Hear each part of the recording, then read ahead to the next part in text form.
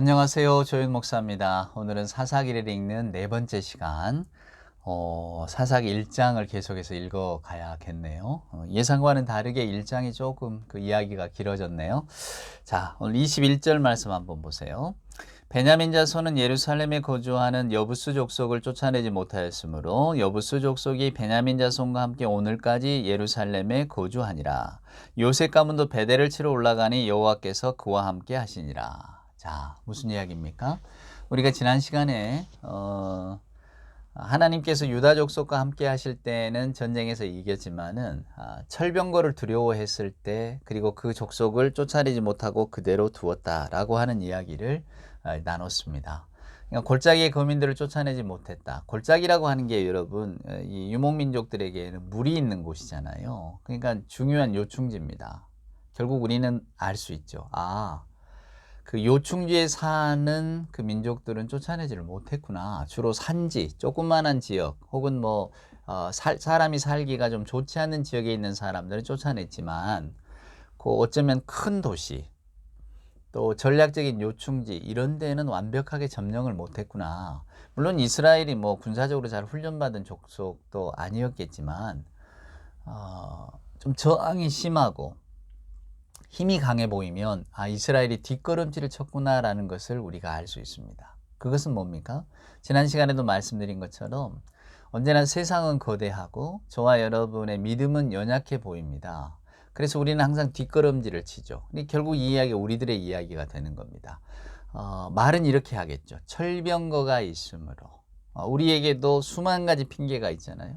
하나님의 말씀대로 살아보려고 해도 세상이 만만하지 않아서, 또 먹고 사는 문제가 너무나 커서, 또 내 주변에 있는 예수 믿는 분들도 다들 그렇게 살아서. 맞습니다, 여러분. 우리가 어떻게 하나님의 말씀대로 살아갈 수가 있겠습니까? 그러면 하나님의 말씀대로 우리가 살아버리면 하나님의 종말, 하나님께서 오신다고 하는 종말의 세기가 과연 올 수 있겠습니까? 우리가 그러기 못하기 때문에 하나님의 세계, 구주 예수 그리스도의 재림이 꼭 있는 것이죠. 그러니까 오늘 저는 여러분께 이런 말씀을 드리고 싶어요. 인간의 노력으로 하나님의 나라를 이룰 수는 없습니다.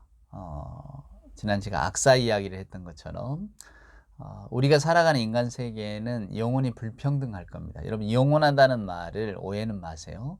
하나님의 세계가 이루어지기 전까지, 즉 인간들이 살아가는 세계 동안에 평등한 세계, 모두가 행복한 세계, 모두가 존중받는 세계는 오지 않을 겁니다. 인간이 아무리 뛰어나고 우수하고 한다고 해도 또 이성과 뭔가 합리로서 우리가 전염병도 이기고 뭐도 이기고 마치 과학 문명이 저와 여러분을 새로운 세계로 데려갈 것 같지만 그렇지 않습니다. 보세요. 21세기 전쟁은 다 없어진 것 같지만 또 전쟁이 시작이 되잖아요. 다 욕심인데. 그리고 세계가 지켜보고 있는데도 버젓이 전쟁을 하고 또 그 전쟁을 뒤에서 또 옹호하는 세력도 있지 않아요? 그러니까 기가 막힌 겁니다. 인간이 만들어낸 세상은 결국은 강자들의 세상, 힘 있는 자들의 세상, 또 불평등한 구조로 가져갈 수밖에 없는 세상입니다. 주님 오시기 전까지 완전한 평화는 없어요. 그러니까 우리가 할 수 있는 노력은 최선을 다하되, 그러나 주님 오시기를 기다리고 하나님의 세계가 속히 이 땅에 이루어지기를 간절히 바라는 마음으로 우리 예수 믿는 분들은 살아가야겠죠. 그리고 그 세계에 대한 믿음이 있을 때에만 우리가 세상과의 전쟁에 하나님의 안경을 낄 수가 있는 겁니다. 오늘 굉장히 합리적인 이유입니다. 철병거가 있었기 때문에. 오늘 우리가 읽은 것도 보면 베냐민 자손이 여부스 예루살렘이거든요. 예루살렘에 거주하는 족속을 쫓아내지 못했어요. 힘에 붙였을 수도 있지만 굳이 다퉈서까지 할 필요가 있겠나 생각했을 수도 있죠. 아니면 베냐민 지파의 누군가 한 사람이 우리는 조용히 이쪽 한 구석에 거주할 테니까 우리를 용납해 주시오. 아니면 우리가 싸워야 돼요. 여부스 족속도 그럼 그럽시다 이랬는지도 몰라요. 그러니까 어쩌면 싸우지 않고 그냥 여부스 지역에 같이 거주하는 평화로운 어떤 그 해결책을 찾았다고 우리가 생각할지도 모르지만 그렇지가 않아요. 성경의 기조는 그렇기 때문에 여부스 족속에게 물들 수밖에 없었다라고 하는 것을 우리에게 보여주는 겁니다. 자, 그 다음에 이제 요셉 지파 이야기가 나왔잖아요. 베델을 치러 올라갔는데 여기도 한번 보세요. 분명히 하나님이 여호와께서 함께 하셨다 이렇게 이야기를 합니다. 나가면 이길 수가 있어요. 그래서 결국 이겼어요. 근데 뭐가 잘못됐는가? 이게 잘못됐습니다. 보세요. 22절, 23절. 요셉 가문이 베델을 정탐하게 하였는데 그 성읍의 본 이름은 루스라. 정탐꾼들이 그 성읍에서 한 사람이 나오는 것을 보고 그에게 이르되 청하노니 이 성의 입구를 우리에게 보이라. 그리하면 우리가 내게 선대하리라 하매 그 사람이 성읍의 입구를 가르친지라. 이에 그들이 칼날로 그 성읍을 쳤으되 오직 그 사람과 그의 가족을 놓아 보내매. 자, 보세요. 이제 그 요셉 족속이 베델을 치러 올라갔습니다.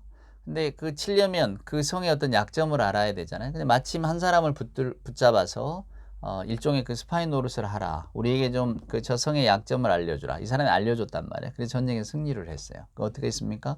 알려준 사람 당연히 선대해야죠. 이 사람을 살려줬다는 거예요. 우리가 성경을 이렇게 읽으면 이게 뭐가 잘못됐는가? 아, 지혜롭게 했네. 모르는 성읍, 생면부지의 성읍, 거기에 거주하는 사람 하나를 불러다가 위치를 다 파악하게 하고 우리가 다 그 정보를 알고 쉽게 쳐들어가서 그걸 다 전쟁에서 승리했구나. 아, 똑똑한 걸, 지혜로운 걸, 아주 경험 많은 지휘관인 걸 이렇게 생각합니다. 저 같아도 그랬을 것 같아요. 근데 이게 하나님이 보시기에는 좋지 않은 겁니다. 왜? 이 사람을 살려두었잖아요. 자, 그럼 이 사람이 어떻게 됐는가? 26절입니다.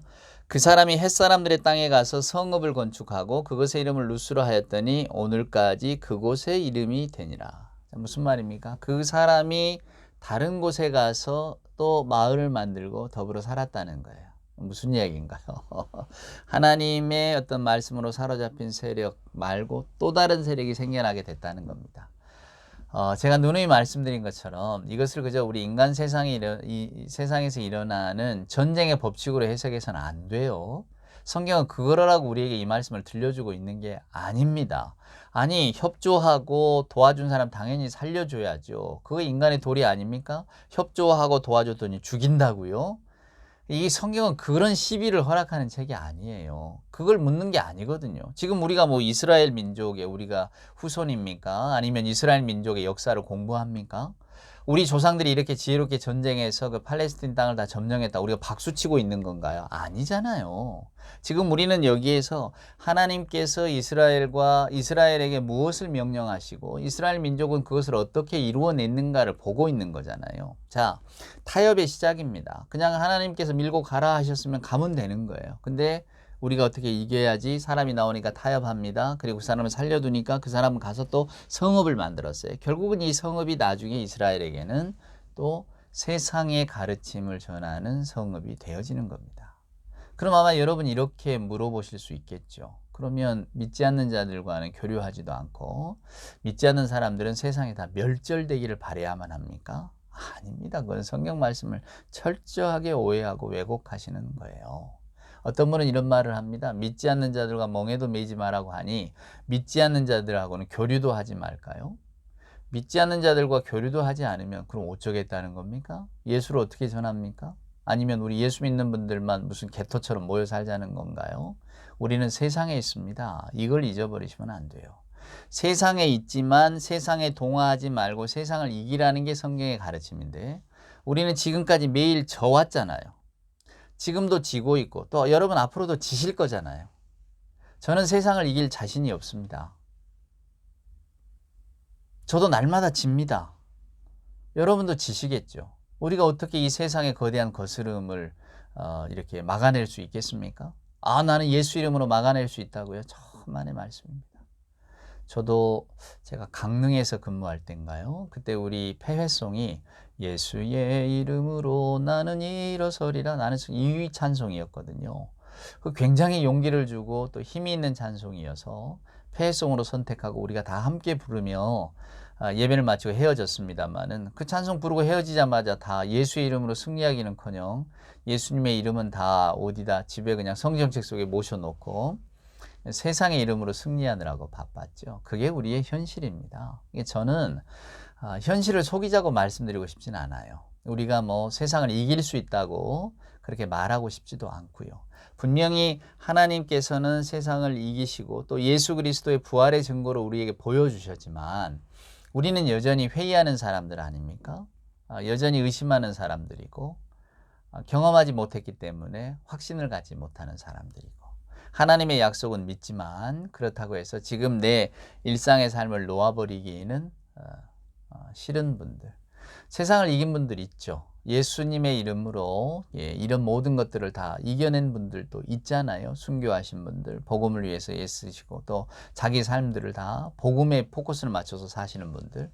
물론 그분들도 때로는 인간의 욕심도 인간의 불안과 근원적으로 가지고 있는 절망과 염려 때문에 근심하고 염려하기도 하지만은 그러나 어찌됐건 간에 예수를 위해서 모든 것을 즉 최고의 가치를 예수 그리스도에게 둔 것처럼 살아가시는 분들도 물론 있습니다. 제가 뭐 그분들을 없다고 말하는 게 아니에요. 그러나 저를 포함해서 대부분의 우리들은 날마다 세상에 지고 날마다 세상과 타협하는 사람들 아닙니까?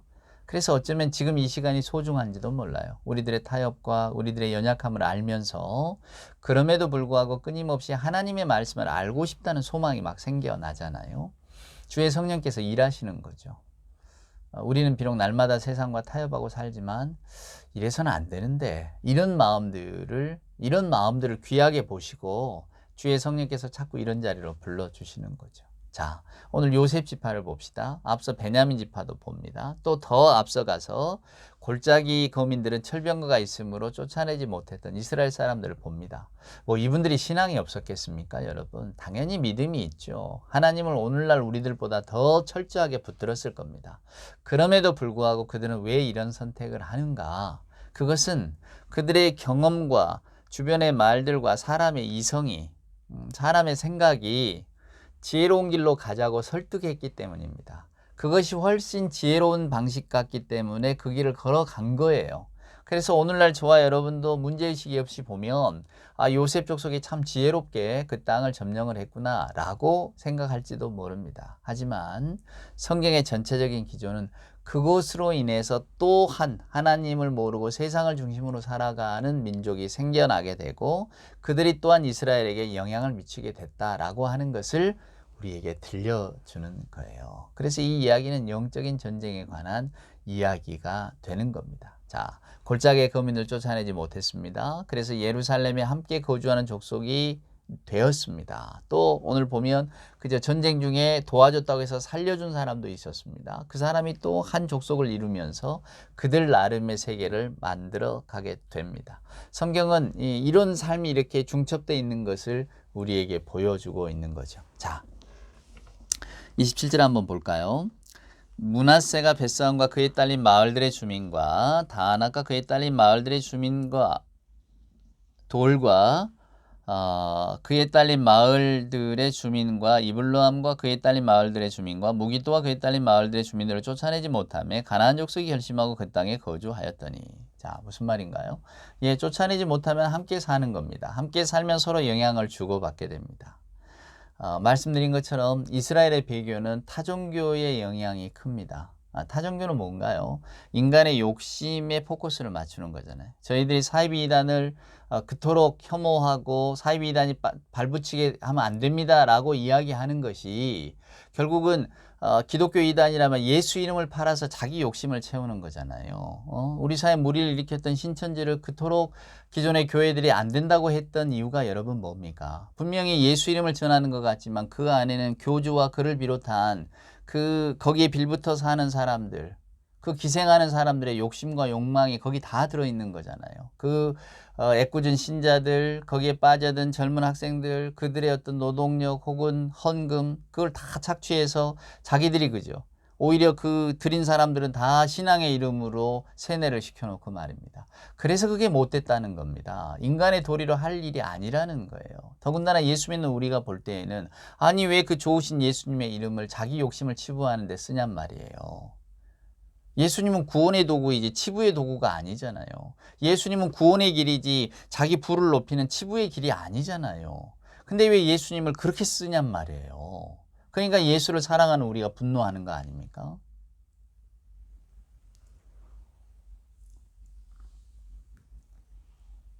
쫓아내지 못했습니다. 이스라엘 사람들은 가나안 땅에 들어갔는데 영향을 받게 됩니다. 가나안의 종교가 뭡니까? 바알과 아세라 다 풍요하고 다산을 주세요. 결국 우리들의 먹고 사는 문제만 해결해 주세요라고 하는 것 아닙니까? 하나님은 끊임없이 이스라엘 백성들에게 율법도 주시고 인간으로서의 도리, 너희가 이 땅에는 목적을 갖고 창조됐으니 그 목적에 합당하게 살아라. 하나님을 사랑하고 이웃을 사랑하고 분명하시잖아요, 메시지가. 근데 이방 종교는 그렇지 않단 말이에요. 내게 저런 뭐든 잘해주마. 풍요와 다산을 약속합니다. 그래서 사람들의 마음을 거기에 뺏는 거죠. 거기에 무슨 윤리적인 반성이 있고 어떻게 살아가야 할 목적이 있습니까? 그저 내 인생만 잘 되면 그만인 거죠. 오늘 그 가나안 거민들을 쫓아내지 못했습니다. 그러니까 이스라엘 사람들이 당연히 영향을 받지 않겠습니까? 가나안의 현실주의에 빠져들게 됩니다. 가나안의 기복주의에 빠져들게 됩니다. 그래서 그들의 삶을 따라가게 되는 거예요. 먹고 사는 문제만큼 사람을 자극하고 또 먹고 사는 문제는 눈앞에 극명하게 드러나잖아요. 하나님의 천국은 멀리 있는데 먹는 거, 사는 집, 입는 옷, 내가 누리는 모든 경제적인 조건들은 바로 현실이잖아요. 이걸 가지고 하나님의 이름을 가리우는 겁니다. 사람들이 다 여기에 마음이 흔들리지 않겠습니까? 먹고 사는 문제는 중요하니까요. 그러니까 이스라엘 사람들도 쫓아내지 못하고 더불어 사는 겁니다. 먹고 사는 문제가 중요하지 하나님의 명령이 내게 더 절실한 건 아니거든요. 자, 28절 보세요. 이스라엘이 강성한 후에야 가나안 족속에게 노역을 시켰고, 노역이 뭡니까? 노예로 부렸다는 거예요. 이래도 안 되는 거잖아요. 평화롭게 무슨 뭐 항복 조인을 하고 점령해서 그러나 그 가나안 족속들은 우리 노예로 삼자 안 된다 그 말이에요. 그때 당시에 관습이 이랬습니다. 안 된다 그 말이에요. 전쟁에서 이기면 전리품으로 다 그렇게 씁니다. 재산은 갖고 사람은 노예로 부리고 남자들은 죽이고 다 그렇습니다. 이게 고대 근동의 방식입니다. 근데 우리는 왜 잘못됐나요? 이스라엘 사람들이 이렇게 항변한다면 하나님의 대답은 명확하시거든요. 그거 잘못했다. 왜냐하면 내가 더불어 여러분과 하는 전쟁은 너희들의 전쟁이 아니지 않느냐. 그런 이야기인 겁니다. 근데 이스라엘은 끊임없이 타협하고 또 타협하죠. 심지어는 이제 노예까지 삼습니다. 29절에 보면 에브라임이 게셀에 거주하는 가나안 족속을 쫓아내지 못했다. 그래서 가나안 족속이 게셀에서 그들 중에 거주하였다. 그들 중에 거주하였다는 말이 계속 나오잖아요. 반복되는 이유가 뭡니까? 그래서 이스라엘이 배교의 길을 가게 됐다라는 거예요. 자, 30절 보세요. 스불론은 기드론 주민과 나할롤 주민을 쫓아내지 못했다. 그래서 또 가나안 족속이 그들 중에 거주하면서 노역을 하였더라. 못 쫓아냈다 그 말이에요. 그래서 더불어 같이 살았다는 이야기입니다. 자, 32절로 뛰어가 보면 아셀 족속이 그 땅에 주민 가나안 족속 가운데 거주하였으니 이는 그들을 쫓아내지 못했습니다. 못했어요. 쫓아내지 못했습니다. 더불어 함께 사는 것을 택한 거죠. 그것은 심각한 영적인 변질을 가져옵니다. 자, 33절입니다. 납달리는 베세메스 주민과 베다나 주민을 쫓아내지 못하고 그 땅의 주민 가나안 족속 가운데 거주하였으나 베세메스와 베다나 주민들이 그들에게 노역을 하였더라. 또 노역을 시켰다고 이야기합니다. 종을 부렸다고 하는 거예요. 이게 지금 이스라엘 사람들의 현재의 상황입니다. 계속해서 34, 35, 36도 족속에 관한 이야기 그리고 노예화시킨 이야기가 등장을 하게 되는 겁니다. 그러니까 오늘 사사기 1장은 말이에요, 여러분. 하나님의 말씀을 받고 광야에서 그토록 훈련받은 이스라엘이 얼마나 빨리 가나안 땅에 들어가자마자 가나안 문화와 동화됐는가를 우리에게 보여줍니다. 단순히 바알과 아세라상을 쌓아서만이 동화된 게 아니에요. 그들은 이미 여호와의 이름으로 나가라고 하는 전쟁을 그들의 눈에 보기에 아름다운 전쟁, 이길 것 같은 전쟁은 나가고 그들이 보기에 어려울 것 같은 전쟁은 타협하고, 그러니까 하나님께서 저 거주민들을 쫓아내라고 하신 그 말씀에 영적으로는 전혀 순종하지 않는 거죠. 우리가 육적으로 쫓아낼 수 없는데 어떻게? 우리도 살아야지. 오늘날 우리들의 이야기 아닌가요? 하나님께서는 세상의 불의와 타협하지 말라고 하십니다. 그리스도께서는 세상의 연약한 자들에게 늘 사랑과 자비함을 베풀라고 말씀을 하시죠. 하나님의 은혜가 이토록 큼을 꼭 보여주라 이야기하시지만 오늘을 살아가는 우리는 어떻습니까? 어디 그런 말들 속에서 자유로울 수 있나요? 하나님의 세계는 여러분 분명합니다. 하나님의 말씀이 최우선인 세계죠. 근데 저와 여러분은 여전히 하나님의 세계, 하나님의 말씀이 우선인 세계가 아니라 우리들의 생각과 간습과 우리들의 생활 습성과 그리고 우리 눈에 보기 좋은 것이 세상의 기준이 되었습니다. 오늘 사사기 1장은 이스라엘 백성들의 이 면을 보여주는 거예요. 왜 쫓아내지 못했을까? 분명히 여호와가 함께 하시면 이겼다고, 다 쫓아냈다고 성경에 기록되어져 있는데 왜 더 많은 족속의 이야기가 쫓아내지 못하였으니 그 땅에 이방인들이 함께 거주하였다, 이 말을 하고 있을까? 결국 이것이 이스라엘이 걸어가는 길의 전조인 거죠. 멸망의 전조. 이래서 이스라엘은 망할 수밖에 없었습니다. 오늘 저와 여러분도 마찬가지입니다. 이스라엘은 그렇게 살면서 지혜로운 선택을 하고 잘 사는 것 같았지만 결국은 하나님의 구원 계획 속에서 그들의 구원은 곧 예수 그리스도께서 오셔서 이루는 것이지 인간의 노력으로 이루는 것이 아니라고 하는 것을 우리에게 가르쳐 주신 거죠. 저나 여러분도 오늘도 그렇습니다. 오늘 이 말씀을 듣고 또 세상의 일을 맞닥뜨리면 그 일이 더 커 보이겠죠. 때로는 우리들의 감정을 건드리고 또 우리들의 어떤 경제적인 면들을 건드리고 또 저와 여러분의 어떤 깊은 사고방식을 건드리기 때문입니다. 그때 우리는 관습적으로 그때 이대 동안 배워왔던 것, 또 우리가 편한 것, 또 뭐랄까요? 더 안전한 것. 왜 여러분 사람이 첫인상을 볼 때 환하게 웃는 얼굴보다는 이렇게 찡그린 얼굴을 더 빨리 인식한다고 합니다. 심리학에서. 왜 그런가 했더니 자기가 살아야 되니까. 웃는 얼굴보다는 찡그린 얼굴 속에서 뭔가 날아올지 모르니까 그냥 100사람이 쓱 스쳐 지나가도 웃는 얼굴은 우리가 구분을 잘 못하는데 찡그린 얼굴은 금방 찾아낼 수가 있대요. 그만큼 우리가 불안과 염려 가운데 있는 겁니다. 다 안전하고 싶고. 그러다 보니까 세상의 길은 안전해 보이고 그 길이 커 보이죠. 그래서 예수님은 크고 넓은 길보다는 좁은 길을 걸으라고 하셨던 것입니다. 예, 다음 시간에 2장을 읽도록 하겠습니다. 오늘 하루도 주 안에서 평안하시고 너무 많은 세상의 유혹이 여러분을 힘들게 하지 않기를 그저 저는 기도하렵니다. 고맙습니다.